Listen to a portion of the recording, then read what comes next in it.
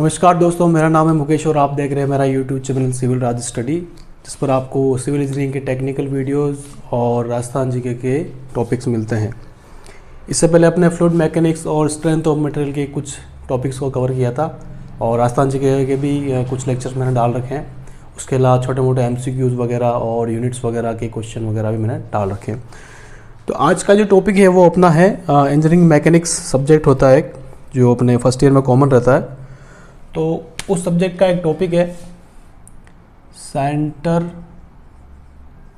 Of gravity and centroid, ये है topic. इसको मैं हिंदी में भी लिख देता हूँ, गुरुत्वीय केंद्र तथा केंद्रक। लिखावट इतनी अच्छी नहीं है, लेकिन आप समझने की कोशिश करना चीज़ों को। टॉपिक इम्पोर्टेंट है। डिप्लोमा वाले को एग्ज़ाम के अंदर ये डायरेक्ट 8 नंबर का क्वेश्चन, 4 नंबर का क्वेश्चन न्यूमेरिकल ग्रुप में है। थ्योरी इसमें ज़्यादा है नहीं, लेकिन इसमें गुरुत्वीय केंद्र क्या होता है और केंद्रक क्या होता है, यानी कि सेंटर ऑफ ग्रेविटी। इसको शॉर्ट फॉर्म इसकी CG भी बोलते हैं अपन, सेंटर ऑफ ग्रेविटी। तो ये क्या होता है, ये क्या होता है, छोटा सा अपन थ्योरी में एक बार देख लेते हैं। दोनों का डिफरेंस भी हो जाएगा और दोनों चीज़ें कवर भी हो जाएगी। CG इधर लिख देते हैं अपन, इधर लिख देते हैं सेंट्रोइड। तो पहला पॉइंट जो है दोनों के लिए जो सेम आएगा वो क्या है, CG एक इमेजिनरी पॉइंट है। ये क्या है, इमेजिनरी पॉइंट। इसमें भी क्या आ जाएगा, imaginary point.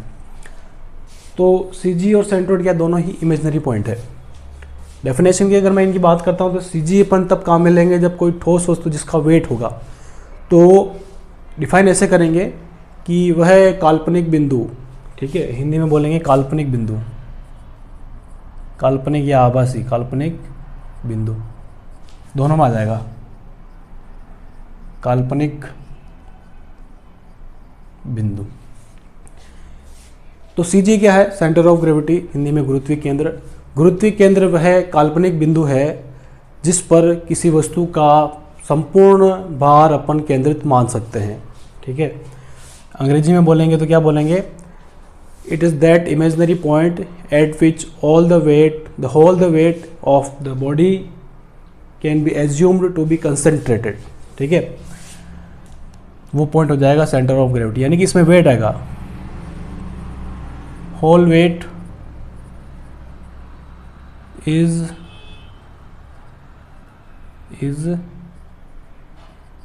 assumed to be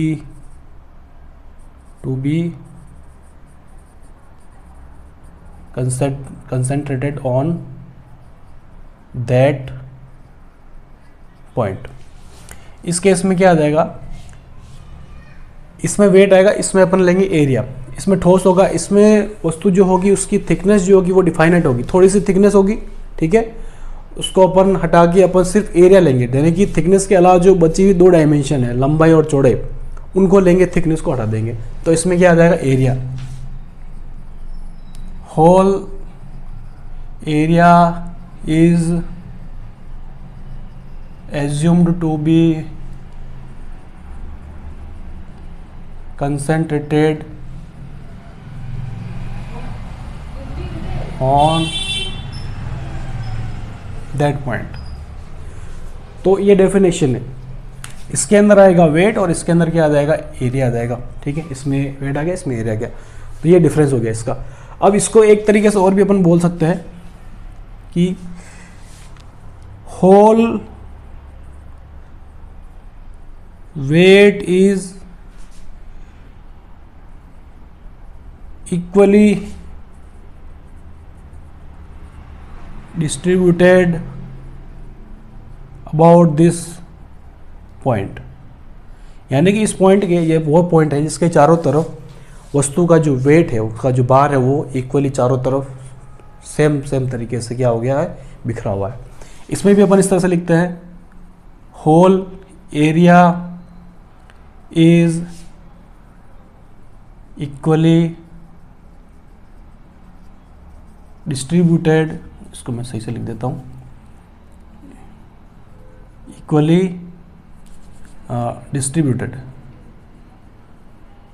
distributed about this point. ठीक है, तो डेफिनेशन ये भी है, ये भी है, दोनों ही सही है। ठीक है, दोनों ही इमेजनरी पॉइंट है। एक में आएगा वेट, सीजी के केस में अपन वेट काम में लेंगे, और सेंट्रोइड के केस में अपन कौन सा काम लेंगे, एरिया काम में लेंगे। ये पॉइंट हो गया। ठीक है अपने, तो इनका ये डिफरेंस भी हो गया, और इसमें अपन ने कंपेरिजन भी कर लिया, इसकी डेफिनेशन भी देख ली। बहुत आसान है, इसमें थ्योरी के नाम पर जो है वो यही है। इसके बाद एक छोटा पॉइंट और है, बहुत ही छोटा पॉइंट है, जिसमें अपन सेंट्रोइड निकालेंगे, किसी भी चीज़ का सेंट्रोइड निकालेंगे, मतलब किसी भी एरिया का, तो उसके लिए अपन को जो बेसिक शेप होती है कोई भी, जैसे रेक्टेंगल हुआ, सर्कल हुआ, स्क्वायर हुआ, तो इनकी क्या अपन को पहले से ही इसका सेंटर अपन को पता होना चाहिए, जो कि बहुत सिंपल है, अभी आप देखेंगे।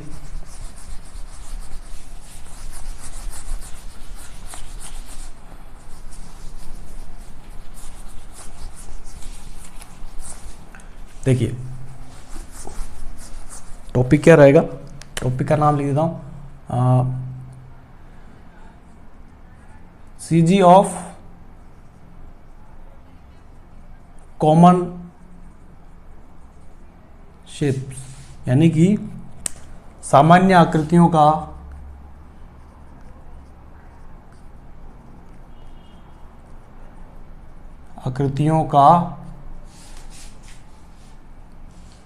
सीजी नहीं बोलेंगे अपन, यहाँ पे क्या बोलेंगे, अभी जैसे अपन पढ़ा एरिया की बात करेंगे, अपन एरिया केस में कंसिडर कर रहे हैं, तो अपन यहाँ क्या जाएगा अपना सेंट्रोइड,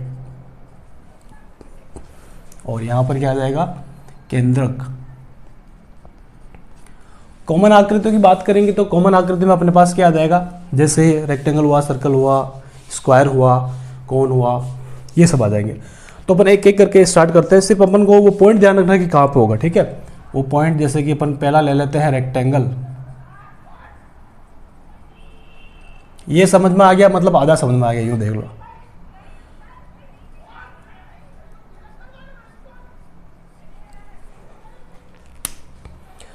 जैसे आयत है, ये मैंने आयत बना दिया, मैं इसको रेड पेन से बना देता हूँ।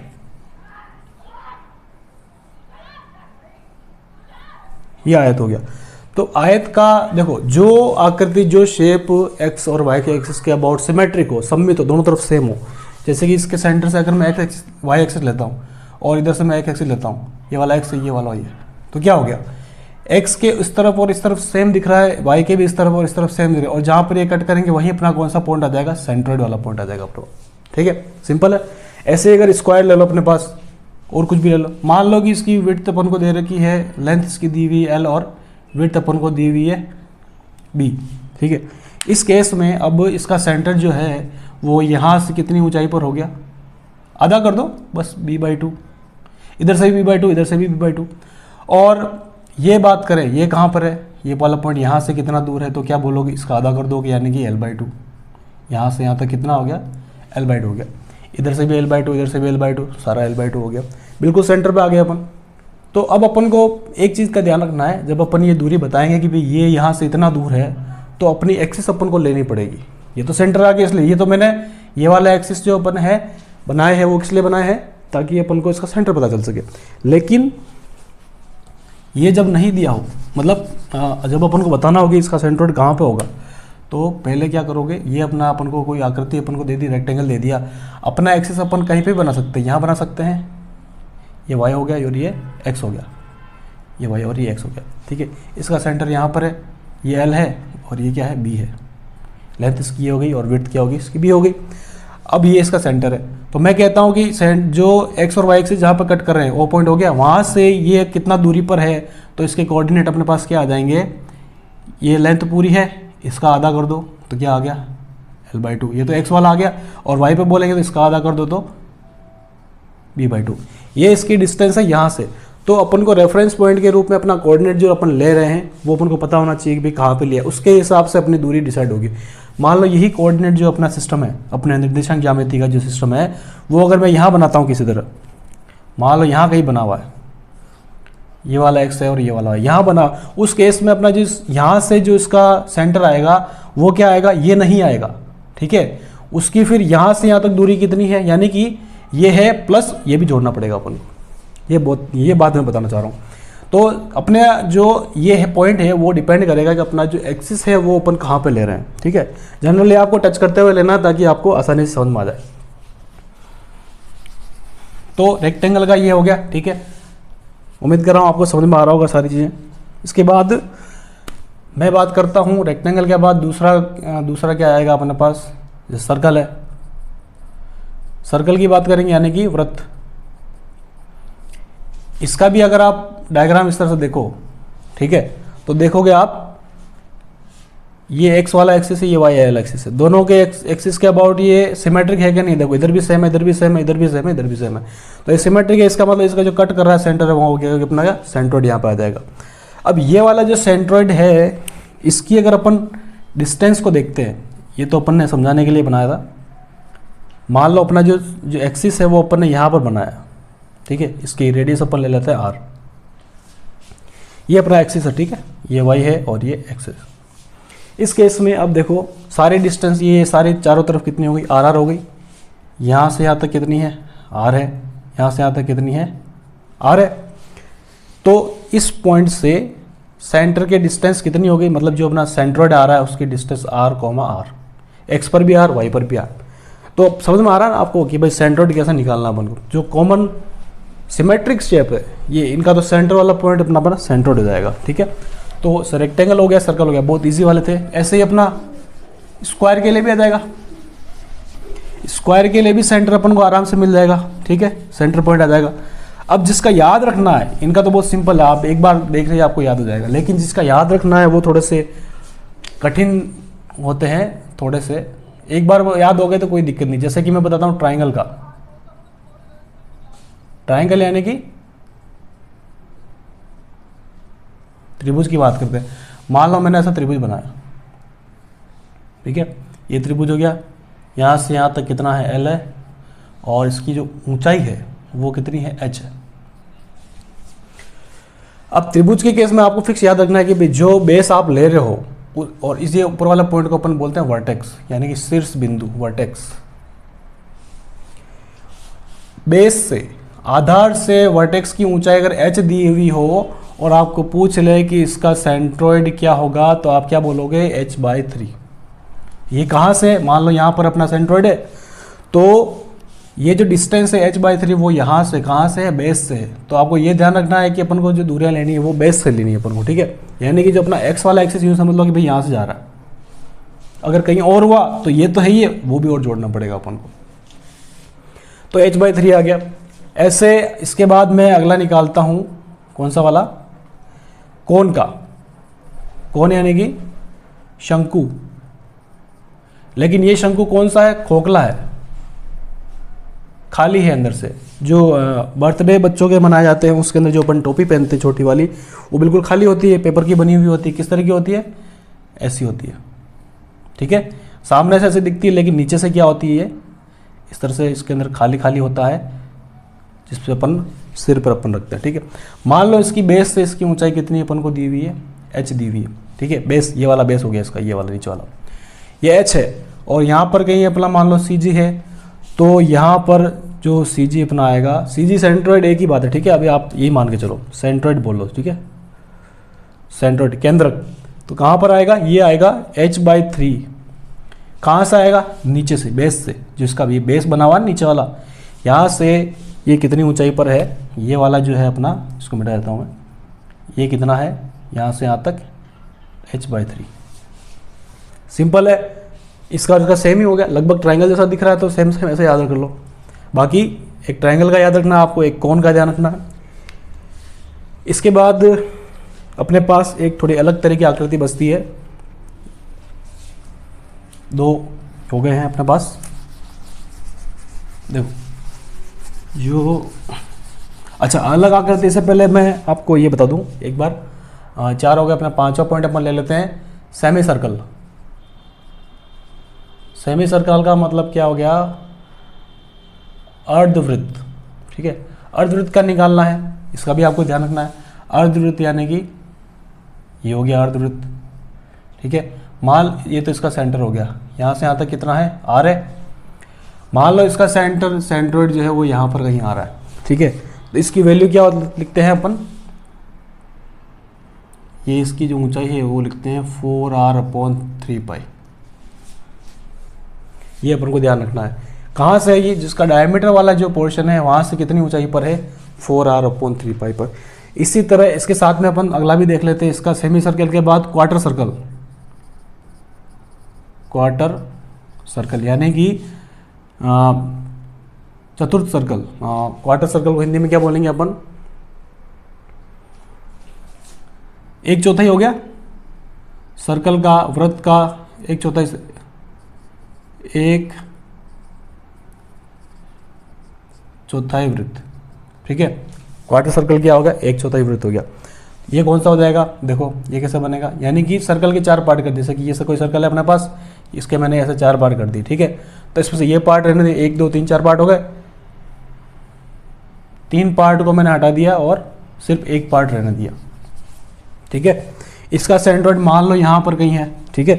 तो ये यहाँ से कितनी ऊंचाई पर है, r सेम ही रहेगा 4r/3π, और ऐसे ही यहाँ से ये कितनी दूरी पर है, तो भी आप क्या बोलोगे 4r/3π। यही है जो ये है वही यही है, सेम पॉइंट है, ठीक है। तो ये 4r/3π ट्राइंगल का। इसके बाद आपको ध्यान रखना है कोन का, इसके बाद आपको ध्यान रखना है सेमी सर्कल का, उसके बाद आपको ध्यान में रखना है क्वार्टर सर्कल का, ठीक है। अब 6 हो गए अपने पास, ठीक है। 6 के बाद जो अपना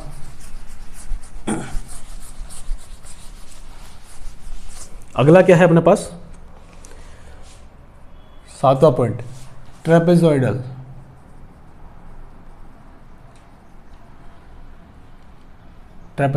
इसको बोलते हैं समलंब चतुर्भुज, ठीक है। समलंब चतुर्भुज दिखने में कैसा दिखता है, समलंब चतुर्भुज यानी कि ट्रेपेजॉइडल कैसा होता है, देखो इसकी आमने सामने की सिर्फ एक पैर, यानी कि 2 भुजाएं क्या होती है, समांतर होती है, और बाकी जो होती है वो समांतर नहीं होती है, पैरेलल नहीं होती है। ये और ये क्या है, पैरेलल, ठीक है। और ये दोनों पैरेलल नहीं है। बाकी सारे एंगल अलग अलग हो सकते हैं, कोई 2 एंगल सेम हो सकते हैं, लेकिन सारे एंगल सेम नहीं होंगे, आमने सामने के एंगल भी सेम नहीं होंगे। इसमें मान लो इसकी जो छोटी वाली भुजा है, इसकी छोटी वाली साइड जो है वो क्या है, ए है, यहाँ से यहाँ तक कितनी है, ए है, ये क्या है, बी है, और इसकी जो हाइट है यानी कि पैरेलल साइड्स के बीच में डिस्टेंस कितनी मान लेते हैं अपन, h है। इसका सेंट्रोइड क्या है, इंपॉर्टेंट है, इसको याद रखो, थोड़ा सा बड़ा है ये, ठीक है। कभी टाइम मिला तो उसका डेरिवेशन करके भी आपको बताएंगे। तो इसका जो सेंट्रोइड मान लो मैं यहाँ कहीं मानता हूँ, तो यहाँ से इसकी ऊंचाई, ठीक है, ये इसको मान लो मैं y मान लेता हूँ, तो y क्या आएगा अपना, ये थोड़ा इंपॉर्टेंट है, आप ध्यान रखेंगे, ये आता है h/3 bracket 2a + b upon a + b। Trapezoidal का सेंट्रोइड यहाँ से अपन लेंगे तो क्या आएगा, यह ध्यान रखना, ये बड़ी वाली जो भुजा है, पैरेलल भुजाओं में से, पैरेलल साइड्स के अंदर जो बड़ी वाली भुजा है उसके ऊपर से कितनी ऊंचाई पर है, h/3 bracket 2a + b upon a + b, ठीक है। तो ये एक इंपॉर्टेंट है, डायरेक्ट आपको ऑब्जेक्टिव के अंदर भी ये क्वेश्चन आपसे पूछ सकते हैं। तो ये अपन ने क्या देख लिया, 7 तरह की जो कॉमन शेप आती है, इन्हीं का अपन यूज़ करके बड़े बड़े न्यूमेरिकल्स जो आते हैं 8 नंबर के, 4 नंबर के, 10 नंबर के, उनको अपन सोल्व किया करेंगे, ठीक है। तो रेक्टेंगल का सबसे ज़्यादा कॉमन कौन सा आएगा, रेक्टेंगल का आएगा। थोड़ा कठिन करने के लिए ट्रायंगल भी डाल देगा, और कठिन उसको करना है तो क्या करेगा वो, उसमें सेमी सर्कल या क्वार्टर सर्कल को डाल देगा, और अगर और कठिन करना है तो उसको ट्रेपेजॉइडल डाल देगा। लेकिन ट्रेपेजॉइडल वाला अगर सेपरेट भी दे सकता है आपको, और इसका अलग से डेरिवेशन निकालने वाला, तो कभी टाइम मिला तो ये भी जरूर रहेंगे अपन, ठीक है। आई होप आपको यहाँ तक समझ में आया होगा। इसके बाद अपन क्या करेंगे, इस यूनिट के ऊपर जितने भी अलग अलग तरह के न्यूमेरिकल बनते हैं, इंपॉर्टेंट न्यूमेरिकल, अपन वो न्यूमेरिकल स्टार्ट करेंगे। तो एक ये वाला, इसमें इसको 2 लेक्चर में करते थे अपन, ठीक है, 2 या 3 लेक्चर। एक लेक्चर में अपन ने लगभग थ्योरी पढ़ ली, अपन ने कॉमन शेप के सेंट्रोइड वगैरह अपन ने देख लिए। इसके बाद दूसरा लेक्चर होगा, उसके अंदर अपन क्या करेंगे, जो बेसिक क्वेश्चन जो पहले आ रखे हैं, जो आते हैं, जैसे आई शेप हो गया, टी हो गया, एल हो गया, सी हो गया, वो करेंगे। और उसके बाद थोड़े कठिन वाले अपन करेंगे जिसके अंदर सेमी सर्कल डाल दिया, सर्कल डाल दिया। तो यूँ मान लो कि 3 पार्ट के अंदर ये अपनी यूनिट कंप्लीट हो जाएगी। ठीक है, तो मैं उम्मीद करता हूँ आप लोगों को ये सब समझ में आया होगा। ठीक है, मैंने अपनी तरफ से जितना अच्छा उसके उतना अच्छा बताने की कोशिश की है। और अगर आपको पसंद आता है, आपके लिए हेल्पफुल है, तो आप उसे देखें, लाइक करें और अपने दोस्तों के साथ को शेयर करें ताकि इसका फ़ायदा उनको भी मिल सके। धन्यवाद, जय हिंद।